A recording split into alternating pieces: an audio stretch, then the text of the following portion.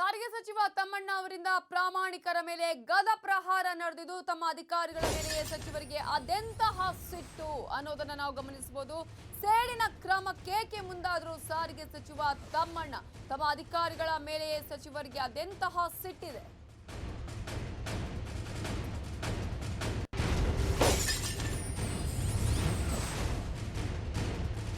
Electric bus ಖರೀದಿಯ ವಿಚಾರದಲ್ಲಿ ಪ್ರತೀಕಾರವನ್ನ ತೀರಿಸಿಕೊಂಡ್ರ ಪ್ರಾಮಾಣಿಕ ಅಧಿಕಾರಿಗೆ ನಿವೃತ್ತಿಯ ದಿನದಂದೇ ಅಮಾನತಿನ ಶಿಕ್ಷೆಯನ್ನ ನೀಡಿದ್ದಾರೆ. ಎಲೆಕ್ಟ್ರಿಕ್ ಬಸ್ ಖರೀದಿ ಸೂಕ್ತ ಅಲ್ಲ ಅಂತ ಹೇಳಿದ್ದೆ ಅಧಿಕಾರಿಗೆ ಮುಳುವಾಗಿ ಪರಿಣಮಿಸಿದೆ. ನಿಗಮದ ಹಿತದೃಷ್ಟಿಯಿಂದ ಸಲಹೆಯನ್ನ ಕೊಟ್ಟಿದ್ದಕ್ಕೆ ನಿವೃತ್ತಿ ದಿನವೇ ಶಿಕ್ಷೆಯ ಗಿಫ್ಟ್ ಅನ್ನ ಕೊಟ್ಟಿದ್ದಾರೆ. ರಿಟೈರ್ಡ್ ಆಗುವ ದಿನವೇ ಅಮಾನತಿನ ಆದೇಶವನ್ನ ಹೊರಡಿಸಿದ್ದಾರೆ ಎಂಡಿ. ಅಧಿಕಾರಿಯ ಬೆನ್ನಿಗೆ ನಿಲ್ಬೇಕಾದಂತಹ ಎಂಡಿ ಸಚಿವರ ಆದೇಶವನ್ನ ಪಾಲಿಸಿದ್ದೇಕೆ ಅನ್ನುವ ಪ್ರಶ್ನೆ. ರಿಟೈರ್ಡ್ ಆಗುವ ದಿನವೇ ಅಮಾನತಿನ ಆದೇಶವನ್ನ ಎಂಡಿ ಹೊರಡಿಸಿದ್ದಾರೆ. ಹಾಗಾದ್ರೆ ಸಚಿವರ ಬೆಂಬಲಕ್ಕೆ ನಿಂತಿದ್ದಾರ? ಗಂಗಣ್ಣಗೌಡ ಅಮಾನತು ಶಿಕ್ಷೆಗೆ ಒಳಗಾದ ಒಬ್ಬ ಪ್ರಾಮಾಣಿಕ ಅಧಿಕಾರಿ ಬಿಎಂಟಿಸಿಯಲ್ಲಿ ಸಿಟಿಎಂ ಆಗಿ ಕಾರ್ಯವನ್ನ ನಿರ್ವಹಿಸ್ತಾ ಇದ್ರು ಗಂಗಣ್ಣಗೌಡ. ಎಲೆಕ್ಟ್ರಿಕ್ ಬಸ್ ಖರೀದಿ ಬೇಡ ಅಂತ ಹೇಳಿದ್ರು. ಇದುವೇ ಈಗ ಅವರಿಗೆ ಮುಳುವಾಗಿದೆಯಾ? ಹಿಂದಿನ ಎಂಡಿ ಪೊನ್ನುರಾಜು ಸಲಹೆಯನ್ನೇ ಪುಷ್ಟೀಕರಿಸಿದ್ರು ಗೌಡ. ಸಚಿವ ತಮ್ಮಣ್ಣರ ಆದೇಶಕ್ಕೆ ತಲೆಯಲ್ಲಾಡಿಸಿದ್ದಾರೆ ಎಂಡಿ ಪ್ರಸಾದ್. ಸಚಿವರ ಕೈಗೊಂಬೆಯಂತಾಗಿ ಅಮಾನತುಗೊಳಿಸಿದ್ದಾರೆ ಎಂಡಿ.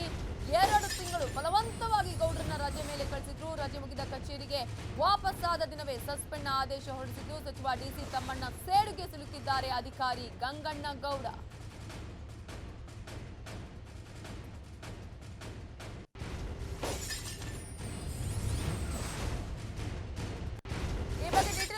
ನಮ್ಮ ರಿಪೋರ್ಟರ್ ಥಾಮಸ್ ಪುಷ್ಪರಾಜ್ ಈಗ ಫೋನ್ ಸಂಪರ್ಕದಲ್ಲಿದ್ದಾರೆ. ಥಾಮಸ್ ಪುಷ್ಪರಾಜ್, ಈಗ ಎಲೆಕ್ಟ್ರಿಕ್ ಬಸ್ ಖರೀದಿ ಬೇಡ ಅಂತ ಅಧಿಕಾರಿ ಹೇಳಿದ್ದನ್ನೇ ಇಟ್ಟುಕೊಂಡು ಈ ರೀತಿಯಾದಂತಹ ಆದೇಶವನ್ನ ಹೊರಡಿಸಲಾಗಿದೆಯಾ? ಸೇಡಿನ ಕ್ರಮಕ್ಕೆ ಮುಂದಾಗಿದ್ದಾರಾ ಹಾಗಾದ್ರೆ ಅಂತ? ಖಂಡಿತ ನವಿತಾ, ಬಹುಶಃ ಯಾವೊಬ್ಬ ಸರ್ಕಾರಿ ಅಧಿಕಾರಿಗೂ ಇಂಥ ಒಂದು ಬೀಳ್ಕೊಡುಗೆ ಬರಬಾರ್ದು ಅನ್ನುವಂತಹದ್ದು ಸಾರ್ವಜನಿಕವಾಗಿ ಕೇಳಿ ಬರ್ತಿರುವಂತಹ ಮಾತುಗಳು. ಎಂತ ಹೇಳಿದ್ರೆ ಬಿಎಂಟಿಸಿಯಲ್ಲಿ ಸಿಟಿಎಂ ಆಗಿದ್ದಂತಹ ಗಂಗಣ್ಣಗೌಡರು ರಿಟೈರ್ಡ್ ಆಗುವಂತಹ 1 ಗಂಟೆಗೆ ಮುನ್ನ ಅವರನ್ನ ಅಮಾನತುಗೊಳಿಸುವಂತ ಒಂದು ಆದೇಶವನ್ನ ಸಾರಿಗೆ ಸಚಿವರಾಗಿದ್ದ ಡಿಸಿ ತಮ್ಮಣ್ಣವರು ಹೊರಡಿಸ್ತಾರೆ ಅಂದಾಗ ಎಷ್ಟು ಮಟ್ಟಿಗೆ ಸೇಡಿನ ಒಂದು ಕ್ರಮವನ್ನ ಸಚಿವರು ಕೈಗೊಂಡ್ರು ಅನ್ನೋದು ಗೊತ್ತಾಗುತ್ತೆ. ಪ್ರಕರಣ ಆಗಿದ್ದಿಷ್ಟೇ, ಬಿಎಂಟಿಸಿ ವತಿಯಿಂದ ಎಲೆಕ್ಟ್ರಿಕ್ ಬಸ್ಗಳನ್ನ ರಸ್ತೆಗಿಳಿಸ್ಬೇಕನ್ನುವಂತ ಒಂದು ಪ್ರಸ್ತಾಪ ಯಾವಾಗ ಬಂತು, ಆ ಒಂದು ಪ್ರಸ್ತಾಪವನ್ನ ಅನುಷ್ಠಾನಕ್ಕೆ ತರಬೇಕನ್ನುವಂತ ಒಂದು ದೊಡ್ಡ ಮಟ್ಟದ ಹಠವನ್ನ ಡಿಸಿ ತಮ್ಮಣ್ಣವರು ಹಿಡಿದ್ರು.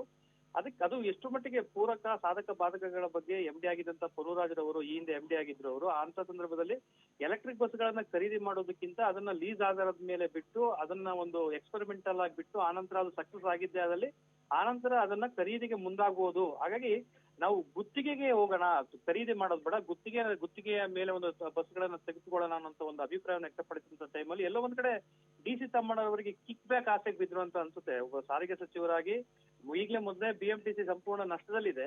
ನಷ್ಟವನ್ನ ತಗ್ಗಿಸುವಂತ ನಿಟ್ಟಿನಲ್ಲಿ ಯಾವ ರೀತಿಯಂತ ಪ್ರಯತ್ನಗಳನ್ನ ಮಾಡ್ಬೇಕು ಅನ್ನೋಂತ ಒಂದು ನಿಟ್ಟಿನಲ್ಲಿ ಆಲೋಚನೆ ಮಾಡ್ಬೇಕಂತ ತಮ್ಮಣ್ಣರವರಿಗೆ ಎಲ್ಲೋ ಒಂದ್ ಕಡೆ ಗೋಲ್ಡ್ ನೆಸ್ಟ್ ಅಂತ ಒಂದು ಕಂಪನಿ ಅಂತ ಅನ್ಸುತ್ತದು, ಎಲೆಕ್ಟ್ರಿಕ್ ಬಸ್ಗಳನ್ನ ಖರೀದಿ ಮಾಡಕ್ ಹೊರಟಂತದ್ದು. ಆ ಒಂದು ಕಂಪನಿಯಿಂದ ಬರ್ತಿದ್ದಂತ ಕಿಕ್ ಬ್ಯಾಕ್ಗೆ ಎಲ್ಲೋ ಒಂದ್ ಕಡೆ ಎಂಡಿ ಪೊನ್ನುರಾಜರವರು ಕಲ್ಲಾಕೋದು ಅನ್ನೋಂತ ಒಂದು ಕಾರಣ ಹಿನ್ನೆಲೆಯಲ್ಲಿ ಪೊನ್ನುರಾಜರವರನ್ನ ದಿಢೀರ್ ವರ್ಗಾವಣೆ ಮಾಡಿಸ್ತಾರೆ ಅನ್ನೋಂತ ಒಂದು ಆರೋಪನೂ ಕೂಡ ಅವಾಗ ಡಿಸಿ ತಮ್ಮಣ್ಣರವರ ಕೇಳ್ಬಂದಿತ್ತು.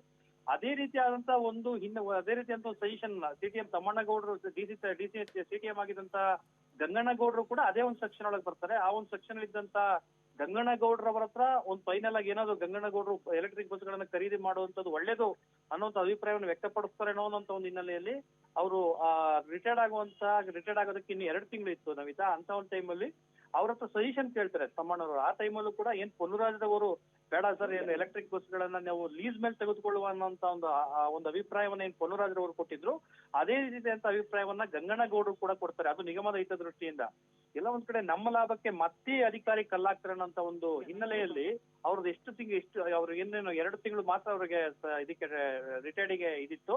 ತಕ್ಷಣಕ್ಕೆ ಅವತ್ತಿಂದಲೇ ಅವರನ್ನ ರಜೆ ಮೇಲೆ ಕಳಿಸೋದಕ್ಕೆ ಎಂಡಿ ಮೂಲಕ ಆದೇಶ ಹೊರಡಿಸ್ತಾರೆ. ಎಂಡಿ ಪ್ರಸಾದ್ ರವರು ಬಹುಶಃ ಡಿಸಿ ತಮ್ಮಣ್ಣರವರ ಕೈಗೊಂಬೆ ಆಗಿದ್ರೆ ಅನ್ನೋ ಗೊತ್ತಿಲ್ಲ. ತಕ್ಷಣಕ್ಕೆ ಸಾಧಕ ಬಾಧಕಗಳ ಬಗ್ಗೆ ಅವ್ರು ಆಲೋಚನೆ ಮಾಡೋದನ್ನ ಬಿಟ್ಟು ಗಂಗಣ್ಣಗೌಡರನ್ನ 2 ತಿಂಗಳ ಅನಿರ್ದಿಷ್ಟಾವಧಿಗೆ ಸಂಬಂಧಪಟ್ಟಂತೆ ಅವರನ್ನ ರಜೆ ಮೇಲೆ ಕಳಿಸ್ತಾರೆ.